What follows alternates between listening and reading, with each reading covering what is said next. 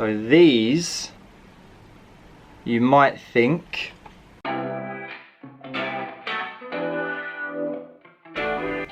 what's going on, people? I hope you're having a good day. I got some new additions to the reptile room. So they're going to be in this enclosure behind me, and before we put them in there, let me just take you through everything that's here. So starting with the Vivarium, this is an arboreal enclosure from Viv Exotic. It measures 24 inches from left to right, 24 inches from front to back, and 41 inches from bottom to top. So starting at the bottom, we have the drainage layer, which is a combination of egg crate and hydro rocks, equipped with a cleanup crew made up of isopods, springtails, earthworms and earwigs, all of the fantastic creepy crawlies.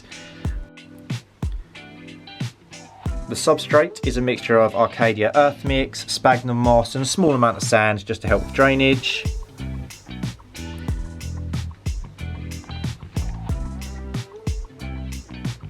I do have a few live plants in this enclosure, starting with this beautiful Boston fern. We have a Clasia princess, and in the back in this corner there we also have some asparagus fern.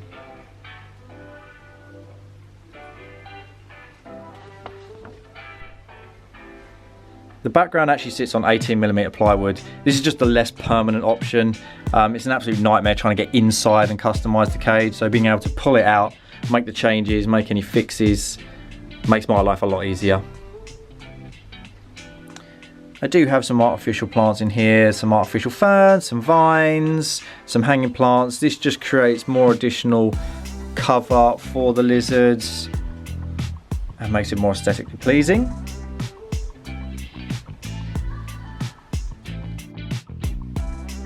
There's plenty of cork bark in here, cork tubes, cork hollows. This just gives the lizard more places to hide. It's through all levels, so if they want to hide somewhere a little bit warmer, they can go to the top. If they want to go further down, get away from that heat, correctly thermoregulate, they can. There's hiding places there.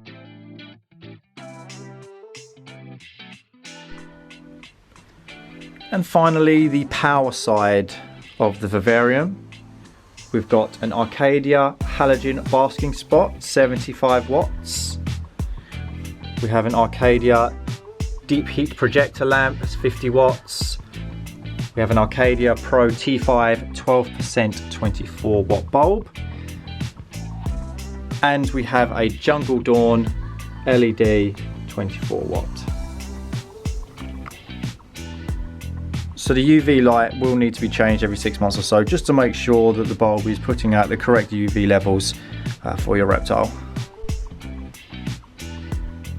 So guys, I will be putting links in the description for all of these products, from the Cork Bark through to the lamps, to the hanging vines, to the artificial plants, to the live plants. So it's all down there in the description.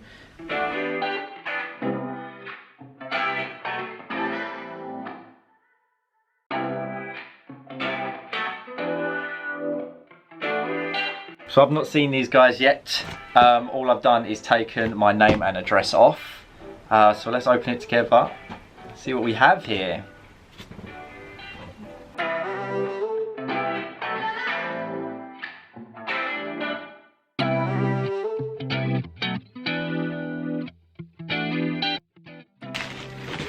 Very warm heat pack.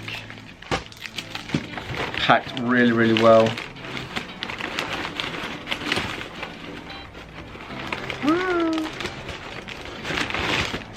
Some of this.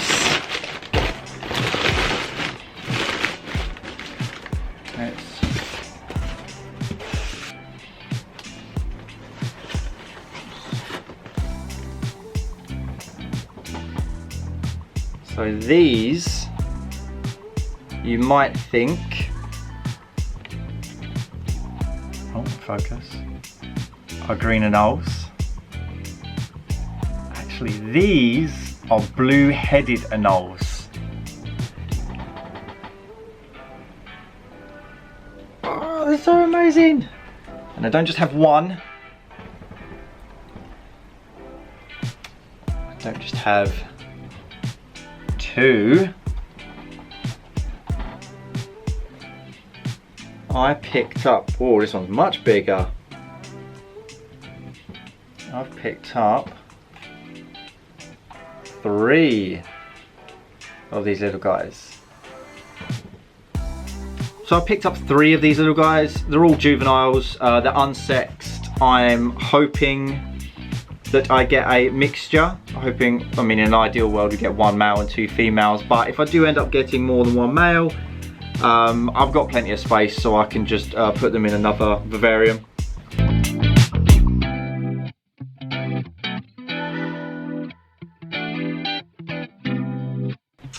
So in comparison to the more common green anole, the blue-headed anoles are slightly smaller, so they'll like max out from around 7 to 10 centimeters, whereas green anole you generally find will get to about 13 to 18 centimeters, so a little bit bigger.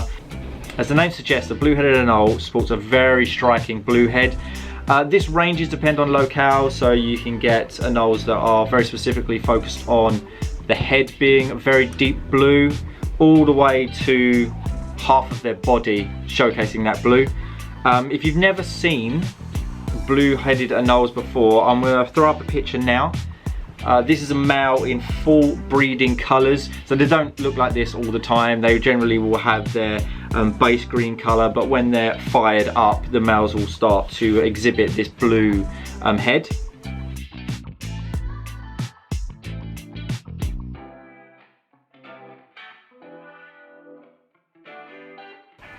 Okay people, thank you so much for watching. If you want to see more content from me, please don't forget to hit that like and subscribe button.